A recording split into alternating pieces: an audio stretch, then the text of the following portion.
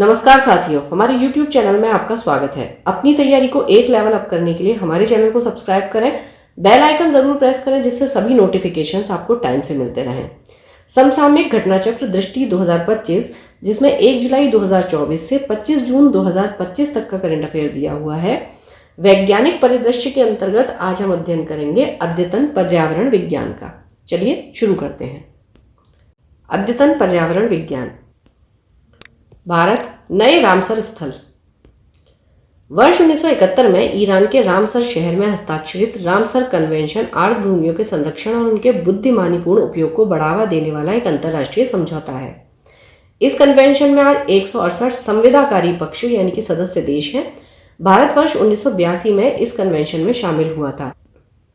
4 जून 2025 को राजस्थान की 2 आर्द्रभूमियों खीचन फलोदी और मेनार आर्द्रभूमि कॉम्प्लेक्स उदयपुर को रामसर संधि के अंतर्गत अंतर्राष्ट्रीय महत्व की आर्द्रभूमि यानी कि रामसर साइट घोषित किया गया।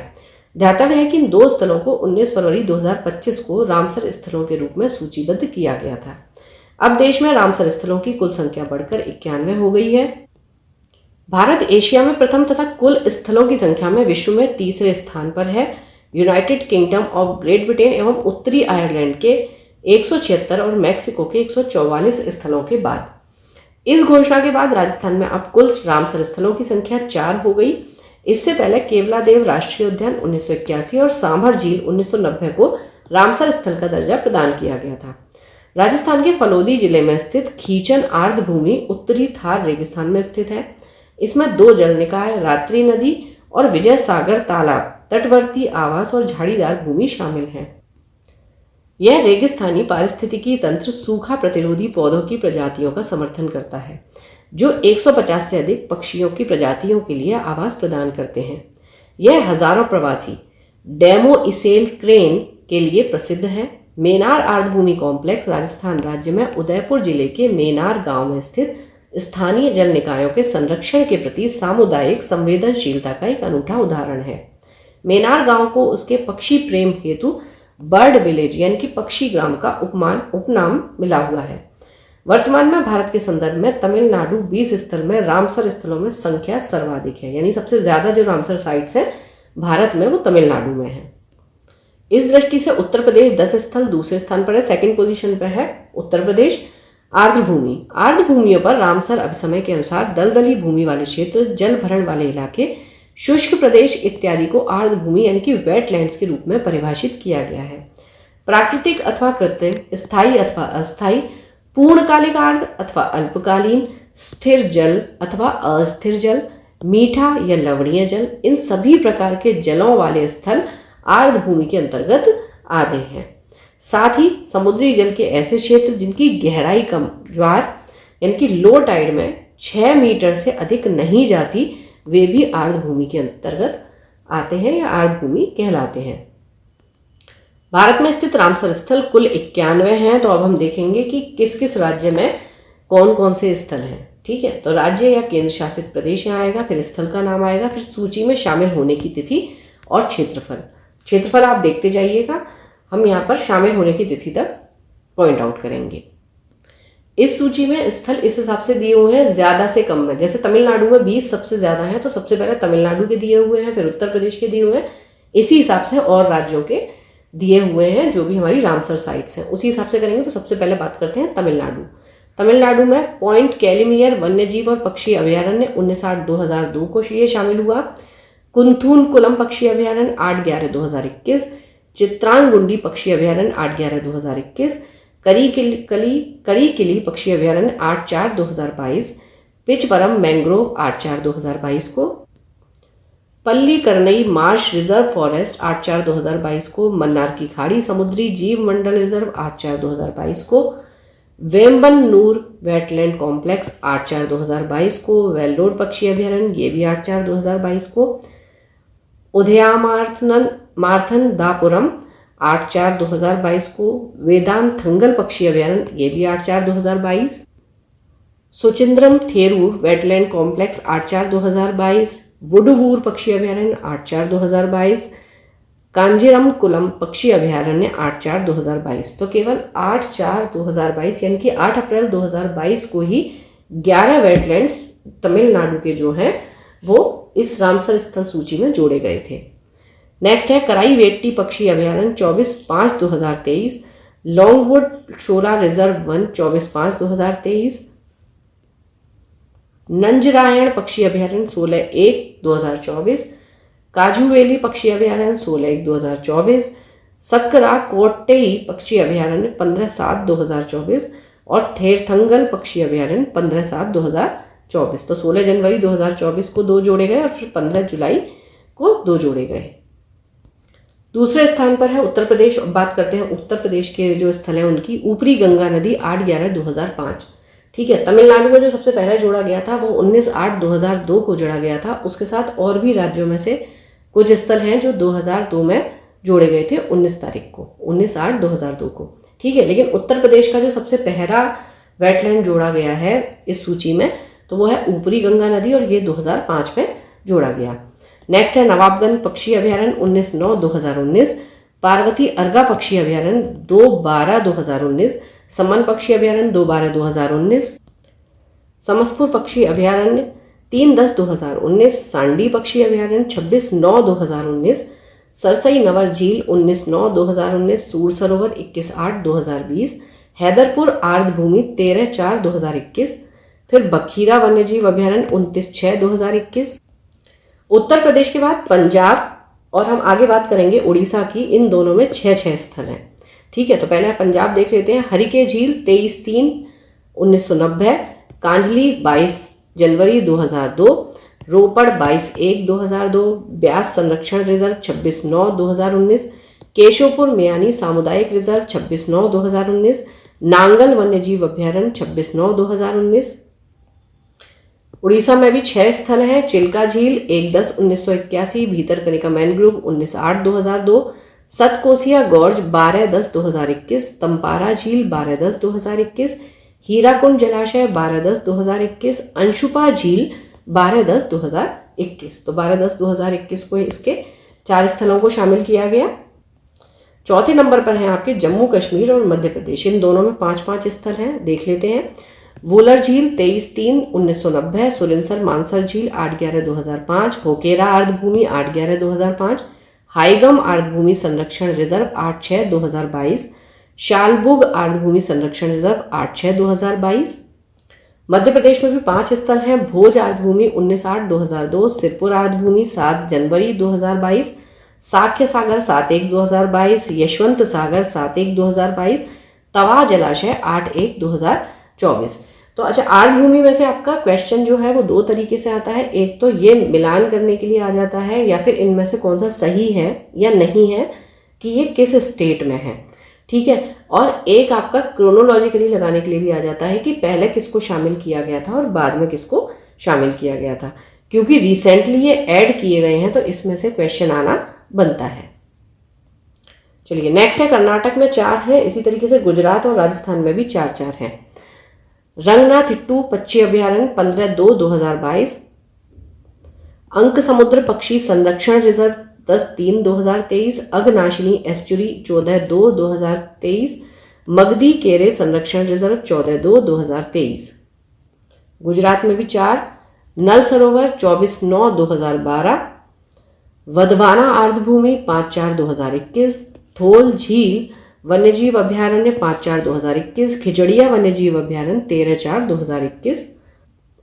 राजस्थान में भी 4, केवलादेव राष्ट्रीय उद्यान 1/10/1981, सांभर झील 23/3/1990, खीचन 19/2/2025 और मेनार आर्द्रभूमि कॉम्प्लेक्स 19/2/2025। ये ध्यान रखने हैं। हिमाचल प्रदेश में 3, केरल में भी 3 है, महाराष्ट्र और बिहार में भी 3 हैं। पोंग बांध झील 19/8/2002, चंद्रताल आर्द्रभूमि 8/11/2005, रेणुका आर्द्रभूमि सबसे छोटा है ये 8/11/2005, इंपॉर्टेंट है। केरल में अष्टमुड़ी आर्द्रभूमि 19/8/2002 को, सास्थाम कोट्टा झील 19/8/2002, वेमनाथ कोल आर्द्रभूमि 19/8/2002 को। महाराष्ट्र में नांदूर मधमेश्वर 21/6/2019, लोनार झील 22/7/2020, ठाणे क्रीक 13/4/2022। बिहार में भी 3, कावरताल आर्द्रभूमि 21/7/2020, नागी पक्षी अभयारण्य 11/10/2023, नकटी पक्षी अभयारण्य 11/10/2023। लद्दाख में 2 हैं, त्सो मोरिरी 19/8/2002, त्सो कर आर्द्रभूमि कॉम्प्लेक्स 17/11/2020। हरियाणा और पश्चिम बंगाल में भी 2 हैं। हरियाणा में है भिंडवास वन्यजीव अभयारण्य 25/5/2021, सुल्तानपुर राष्ट्रीय उद्यान 25/5/2021। पश्चिम बंगाल में सुंदरबन आर्द्रभूमि ये सबसे बड़ा है, और रेणुका आर्द्रभूमि जो अभी हिमाचल प्रदेश में हमने अभी देखा था वो सबसे छोटा है। ये 30 जनवरी 2019। पूर्वी कलकत्ता आर्द्रभूमि 19/8/2002। उत्तराखंड में एक आसन संरक्षण रिजर्व 21/7/2020। गोवा में भी एक है नंदा झील 8/6/2022 को। आंध्र प्रदेश एक कोलेरो झील 19/8/2002। असम में एक दीपोर बील 19/8/2002। मणिपुर एक लोकटक झील 23/3/1990। मिजोरम एक पाला आर्द्रभूमि 31/8/2021। त्रिपुरा एक रुद्रसागर झील 8/11/2005। झारखंड में भी एक उधवा झील पक्षी अभयारण्य 8/1/2024। सिक्किम में एक खेचे ओ पलरी आर्द्रभूमि 15/7/2024। अच्छा, एक क्वेश्चन और बनता है कि भारत में सबसे पहले कौन से स्थल ऐसे हैं जो रामसर साइट्स में शामिल हुए थे। तो वैसे अभी हमने सारा लिस्ट वाइज देख लिया है, फिर भी मैं अलग से भी आपको बता देती हूँ। सबसे पहले जो शामिल हुए थे 1/10/1981 को 2 स्थल हमारे शामिल हुए। एक तो चिल्का झील, ठीक है, उड़ीसा में, और एक केवलादेव राष्ट्रीय उद्यान, ठीक है। ये कहाँ पर है आपका? राजस्थान में, क्योंकि अभी राजस्थान में ही साइट्स जुड़े हुए हैं, उस लिहाज से भी आपका केवलादेव जो है वो इम्पोर्टेंट हो जाता है। पोलर रिसर्च वेसल 3 जून 2025 को केंद्रीय मंत्री श्री सर्बानंद सोनोवाल की उपस्थिति में garden reach ship builders and engineers limited GRSE Kolkata और नॉर्वे की कंपनी कोंग्सबर्ग के बीच एक महत्वपूर्ण समझौते पर हस्ताक्षर किया गया। यह समझौता भारत को पहली बार स्वदेशी रूप से एक पोलर रिसर्च वेसल यानी कि PRV बनाने में सक्षम बनाएगा, जिसका उपयोग राष्ट्रीय ध्रुवीय और समुद्री अनुसंधान केंद्र NCPOR द्वारा अंटार्कटिक और दक्षिणी महासागर क्षेत्रों में अनुसंधान के लिए किया जाएगा। यह पोत उन्नत वैज्ञानिक उपकरणों से सुसज्जित होगा जो समुद्र की गहराई, समुद्री पारिस्थितिक तंत्र, पृथ्वी के अतीत, वर्तमान व भविष्य को समझने में वैज्ञानिकों की मदद करेगा। यह भारत की जहाज निर्माण क्षमताओं का प्रतीक बनेगा और मेक इन इंडिया अभियान को मजबूती देगा। ध्यातव्य है कि केंद्रीय मंत्री श्री सर्बानंद सोनोवाल ने ओस्लो, नॉर्वे में नॉर शिपिंग कार्यक्रम में भारत का प्रतिनिधित्व किया। इसका मुख्य उद्देश्य वैश्विक समुद्री क्षेत्र में भारत की भागीदारी को मजबूत करना था। कासमपट्टी वीरा कोविल पवित्र उपवन, जैव विविधता विरासत स्थल, बायोडायवर्सिटी हेरिटेज साइट्स BHS वे विशिष्ट पारिस्थितिकी एवं जैविक महत्व वाले क्षेत्र हैं जिन्हें जैविक विविधता अधिनियम 2002 की धारा 37 के तहत राज्य सरकारों द्वारा अधिसूचित किया जाता है। इन स्थलों का समृद्ध जैव विविधता के साथ साथ सांस्कृतिक या ऐतिहासिक महत्व भी होता है और इन्हें स्थानीय निकायों के परामर्श से चिन्हित एवं संरक्षित किया जाता है। 12 मार्च 2025 को तमिलनाडु सरकार ने तमिलनाडु के डिंडीगुल जिले के कासमपट्टी वीरा कोविल पवित्र उपवन को राज्य का दूसरा जैव विविधता विरासत स्थल घोषित किया। ठीक है। अच्छा, आप डिंडीगुल की अगर बात करेंगे तो हैदर अली के समय में ये अपनी रणनीतिक किलेबंदी और शास्त्रागार के लिए प्रसिद्ध था। ठीक है। तो जब आपके क्वेश्चन बनते हैं स्टैटिक पोर्शन से भी जो क्वेश्चन बनते हैं जैसे हिस्ट्री, ज्योग्राफी, पॉलिटी, तो वो वहीं से बनते हैं जैसे जो आपका करंट अफेयर्स से रिलेटेड होता है। अब अगर डिंडीगुल की बात चल रही है तो आप ध्यान रखें कि आंग्ल मैसूर युद्ध आप पढ़ सकते हैं क्योंकि डिंडीगुल उस समय प्रसिद्ध था अपनी रणनीतिक किलेबंदी और शास्त्रागार के लिए। ठीक है। तो ये क्योंकि इम्पॉर्टेंट है इसलिए आपका हिस्ट्री का वो पोर्शन एग्जाम की दृष्टि से इम्पॉर्टेंट हो जाता है। इस तरह से हम लिंक करके पढ़ते हैं करंट अफेयर्स से स्टैटिक पोर्शन को। ठीक है, आगे बढ़ते हैं। यह अलागर मलाई रिजर्व फॉरेस्ट के निकट 4.97 हेक्टेयर में विस्तारित एक जीवंत पारिस्थितिकी तंत्र एवं सांस्कृतिक रूप से महत्वपूर्ण स्थल है जहाँ स्थानीय लोग वीरानंद देवता की पूजा करते हैं। अरिट्टापट्टी गांव मदुरई जिला को तमिलनाडु का पहला जैव विविधता विरासत स्थल नवंबर 2022 में घोषित किया गया था। राष्ट्रीय जैव विविधता प्राधिकरण नेशनल बायोडायवर्सिटी अथॉरिटी के अनुसार जून 2025 तक भारत में कुल 49 जैव विविधता विरासत स्थल अधिसूचित किए जा चुके हैं। 49वां जैव विविधता विरासत स्थल कर्नाटक स्थित श्री सिद्धेश्वर स्वामीजी जैव विविधता विरासत स्थल है। भारत में पहला जैव विविधता विरासत स्थल कर्नाटक राज्य में स्थित नल्लूर इमली ग्रोव, नल्लूर टैमरिंड ग्रोव है। वर्तमान में पश्चिम बंगाल राज्य में देश में सर्वाधिक जैव विविधता विरासत स्थल BHS हैं। कुल 10 स्थलों के साथ यह सूची में शीर्ष पर है। उत्तर प्रदेश का एकमात्र जैव विविधता विरासत स्थल घड़ियाल पुनर्वास केंद्र, घड़ियाल रिहेबिलिटेशन सेंटर कुकरेल है, जो लखनऊ में स्थित है। विश्व वायु गुणवत्ता रिपोर्ट 2024। स्विस वायु गुणवत्ता तकनीकी कंपनी IQAir ने 7वीं वार्षिक विश्व वायु गुणवत्ता रिपोर्ट 2024 जारी की। यह रिपोर्ट वर्ष 2024 में वैश्विक वायु प्रदूषण की स्थिति का मूल्यांकन करती है, जिसमें 138 देशों के 8,954 स्थानों के PM 2.5 डेटा का विश्लेषण शामिल है। वर्ष 2024 में सबसे प्रदूषित देशों की सूची में चैड प्रथम स्थान पर रहा, दूसरे स्थान पर है बांग्लादेश, तीसरे पर पाकिस्तान और चौथे पर कांगो लोकतांत्रिक गणराज्य रहे। भारत 50.6 μg पर मीटर क्यूब के साथ 5वें स्थान पर रहा, जो विश्व स्वास्थ्य संगठन WHO सीमा से 10 गुने से भी अधिक है।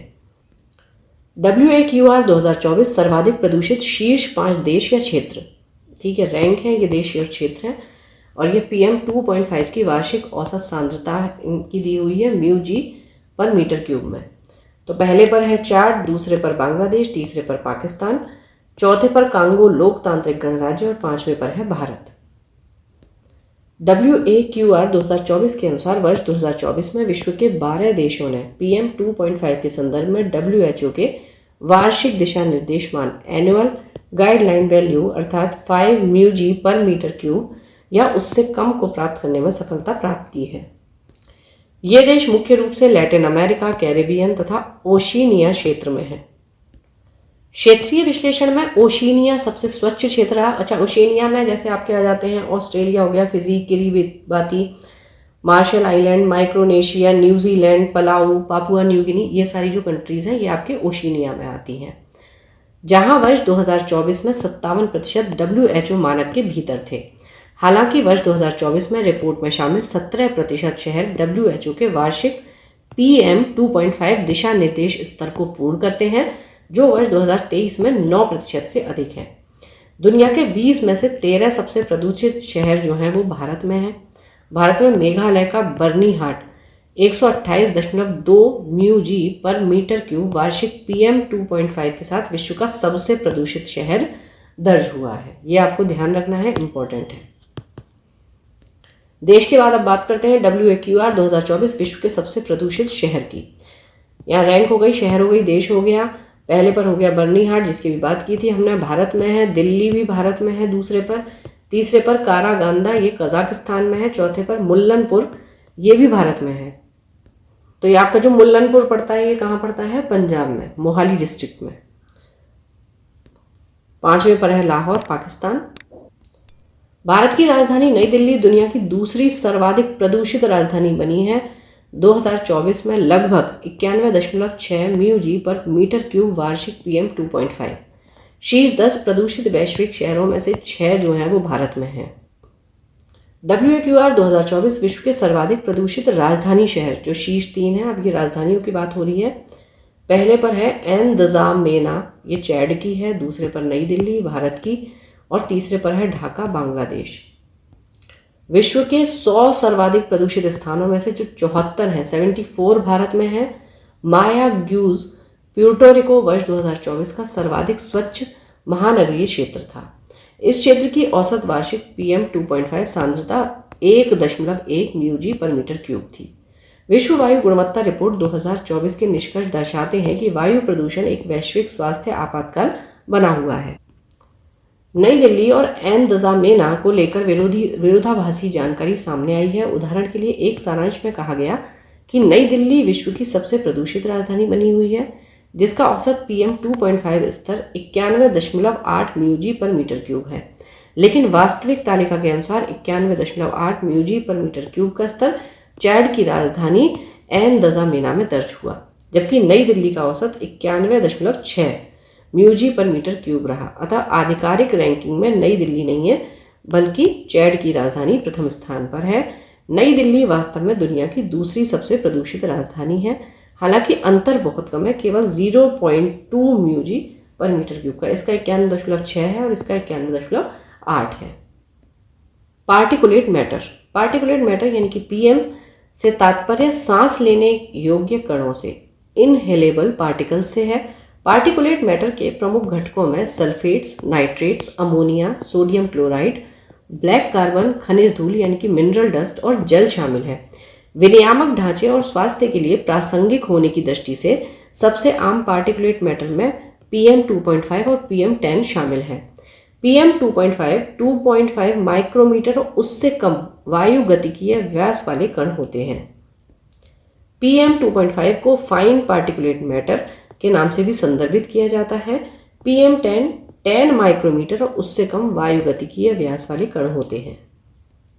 श्रीगंगानगर एवं बर्नीहाट भारत के सबसे प्रदूषित शहर। जनवरी 2025 में एक स्वतंत्र अनुसंधान संगठन क्रिया centre for research on energy and clean air द्वारा ट्रेसिंग द हेजी एयर 2025 नामक रिपोर्ट जारी की गई। यह रिपोर्ट देश में वायु प्रदूषण के स्तर में कटौती करने में राष्ट्रीय स्वच्छ वायु कार्यक्रम national clean air programme NCAP के कार्यान्वयन एवं प्रगति का आकलन करती है।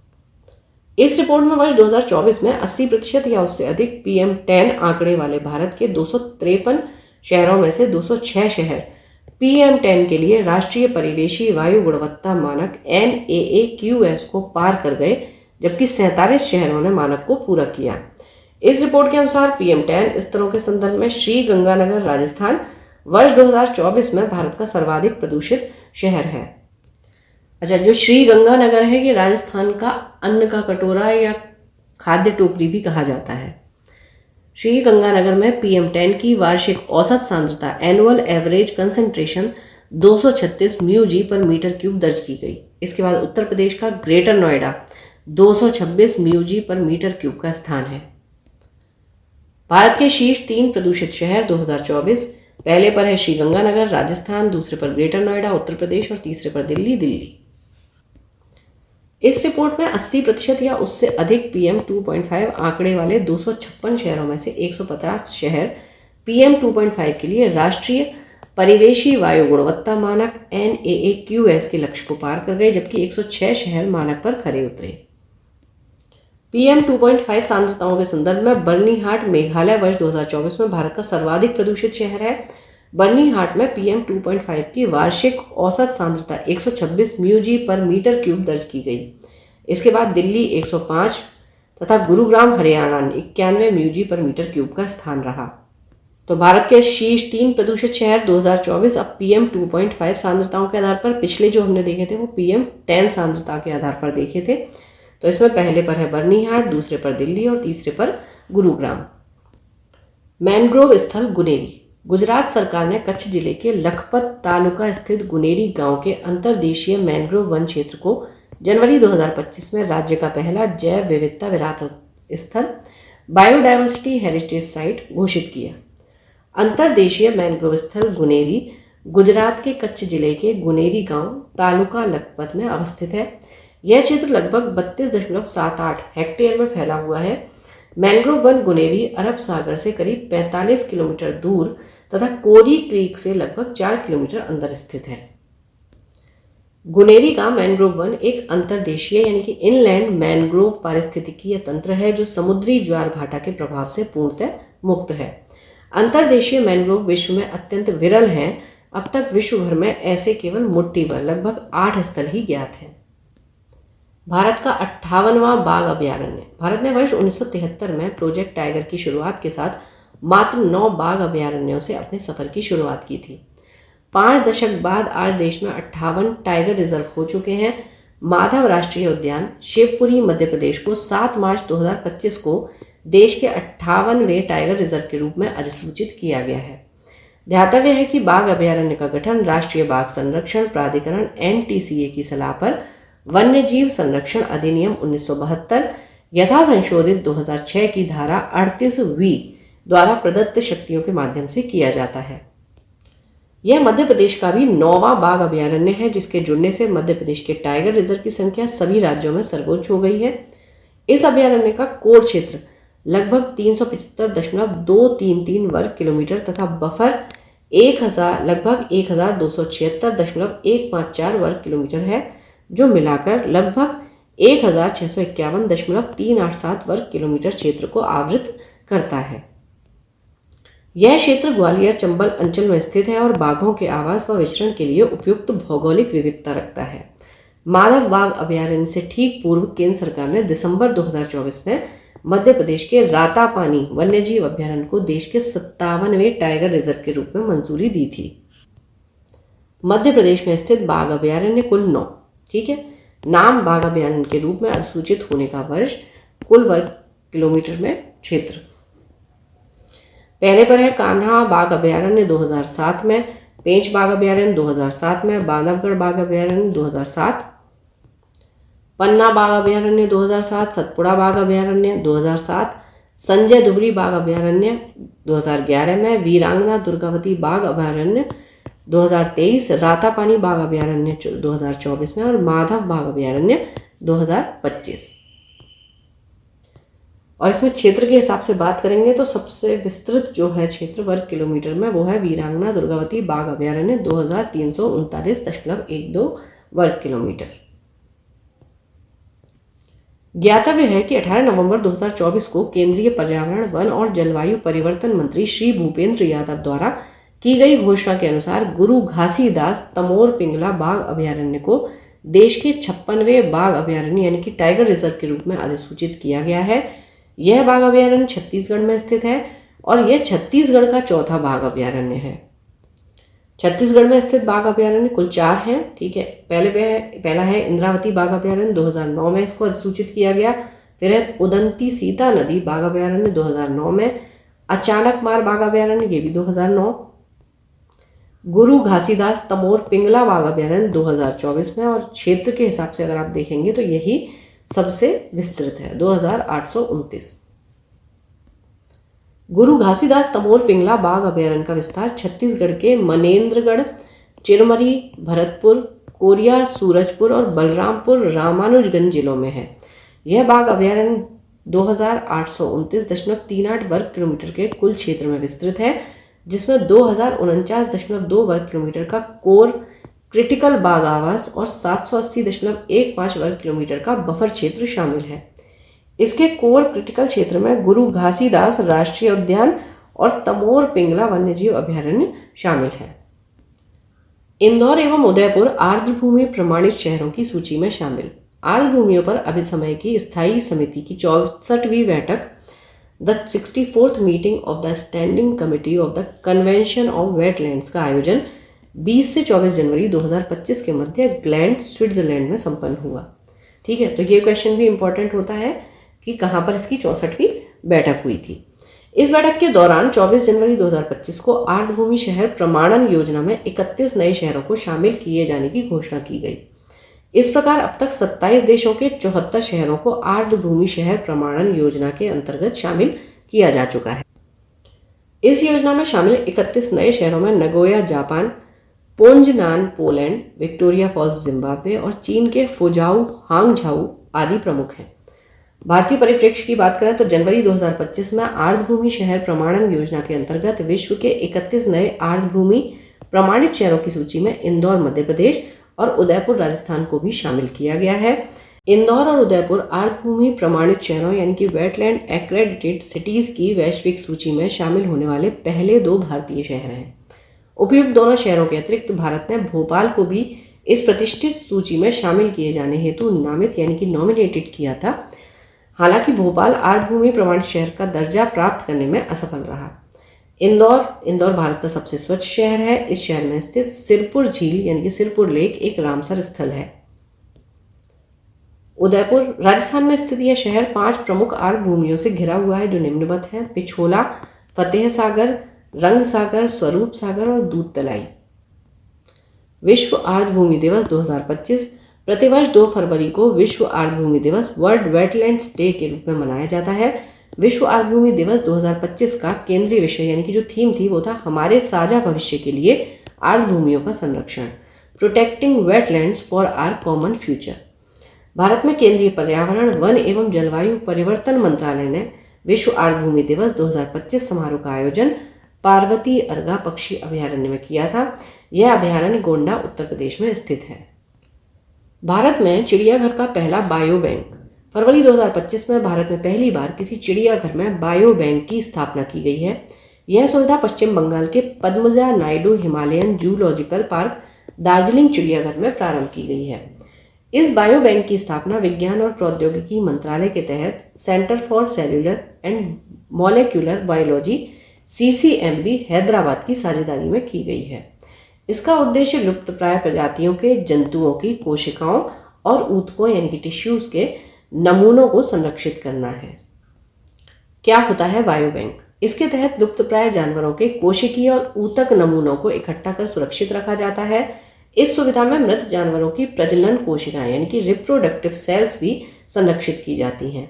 इस प्रक्रिया को फ्रोजन जू भी कहा जाता है, जिसमें क्रायोजेनिक तकनीक के माध्यम से -196 डिग्री सेल्सियस तापमान पर तरल नाइट्रोजन में DNA सामग्री को सुरक्षित रखा जाता है। अब आपका क्वेश्चन यहाँ से ये भी बन सकता है कि जो फ्रोजन जू आपका है या फिर जिसे हम बायो बैंक कहेंगे, तो इसमें कौन सी तकनीक का यूज़ किया जाता है? क्रायोजेनिक। इस तकनीक के माध्यम से टेम्परेचर कितना होता है? -196 डिग्री सेल्सियस। और इस पर कौन सी गैस जो है उसको आप तरल फॉर्म में जिसमें DNA को सुरक्षित रखते हैं, तो वो हो गई आपकी नाइट्रोजन। इस क्लास में इतना ही। पढ़ते रहिए, बढ़ते रहिए, रिवीजन ज़रूर करते रहिए। Thank you for watching. Keep learning, stay with me.